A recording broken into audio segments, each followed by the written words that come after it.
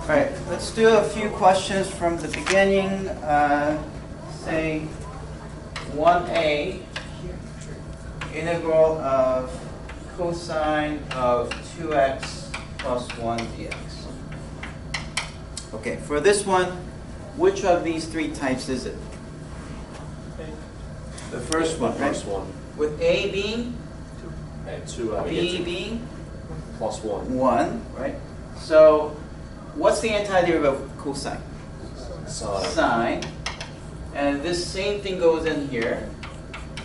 And then what do you put in front? Put The 1/2. reciprocal. 1/2. And then plus c.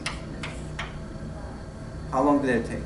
2 seconds. Too 10 long. seconds. Yeah, 10 seconds. That's the pace you should be working at. All right.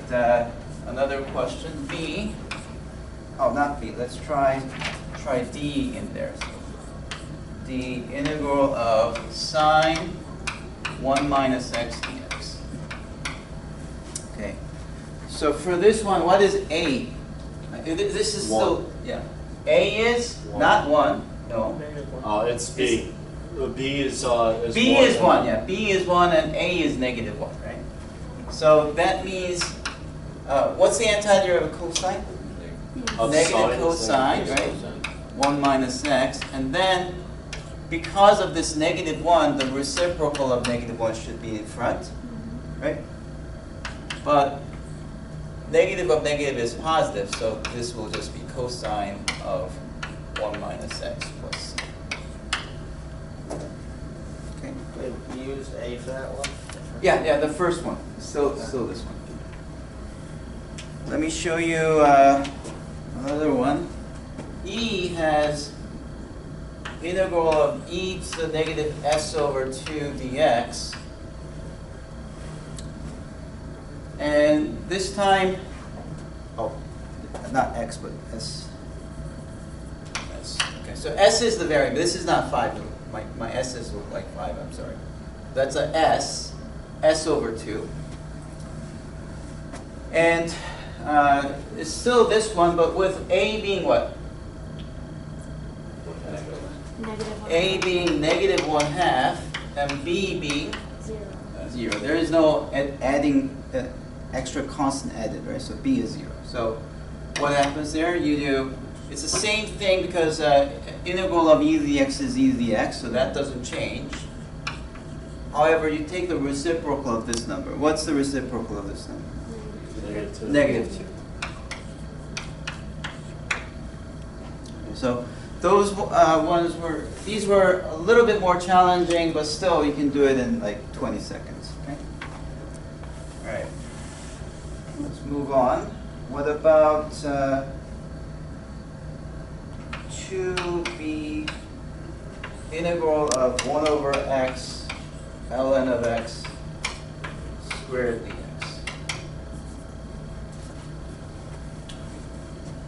Which one is this one? Which type? It's B. It's this type, right?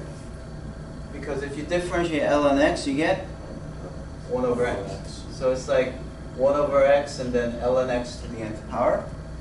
What's the integral then? Ln of x would be you add 1 to the exponent and put the reciprocal in front. That's it. Here's a more challenging one. 2d integral of sine inverse of x over square root of 1 minus x squared dx. So this would be C. Well, it looks like a fraction. The problem is, what's the derivative of sine inverse of x? It's 1 over radical. It's 1 over radical. The derivative of this is 1 over square root of 1 minus x squared. So if you knew this, then you can see that this actually becomes product of those two functions, isn't it? Number C. It would be B. It'll still be b with this one. Because, look, sine inverse of x over square root of 1 minus x squared will therefore be sine inverse of x times 1 over square root of 1 minus x squared. Yeah. These two are the same thing, right?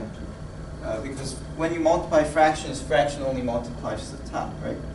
So they're the same thing. So if you integrate this integral will look like this one. The derivative and the function multiplied. Well, it switched, but it's fx times f prime, the same thing as f prime times f, right? So it's this one which says that the result is the original function. See, this is the artifact of the chain rule, so that goes away. This survives, and it's squared, and you put the reciprocal. Let's see.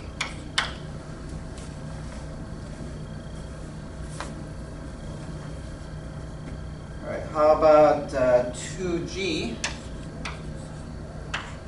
It's an integral of sine x over cosine of x plus 1 dx. Which one is this one? Would be also the same thing? It would be the same one, right? It's this one. Yeah. Oh. C. Because if you take the derivative of the denominator, what do you get? If you take cosine x plus 1 prime, what do you get? You get sine. Is Sine it? x. You get sine x. You get Negative sine negative x. sine x. Ah. Negative sine x. And it's almost this, except that I want this to be negative. So what should we do? Put a negative, that's right. Put a negative, but if I just put a negative there, these two won't be equal. So for these two to be equal, you need a minus here. Then they are the same, right? And this much is indeed this form, f prime over f, which means the integral is ln of the denominator, ln of the absolute value of the denominator.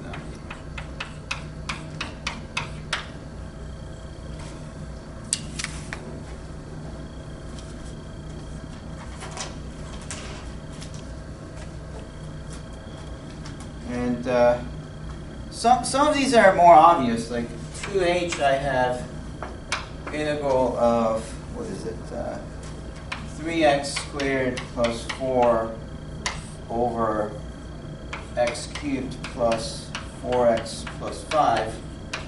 And this one you can indeed check that if you differentiate the denominator, you get exactly You the get top. the right? numerator, so would it be C? Like it would be. Yeah, it will be the last Yeah, it one, would and be the C. answer will be the ln of the absolute value of the denominator.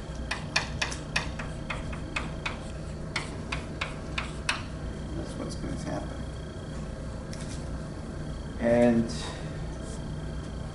yeah, I think we've seen enough, but let me just add one more. If you have 2e integral of tangent of x secant squared of x dx, then the derivative of tangent is secant squared, right? You knew that? Did you know that? So derivative of this is this. Which one is it? So would it be B, the first one? B1, B with the special case, when the function and its derivative is multiplied. So it'll be 1/2 tangent x squared.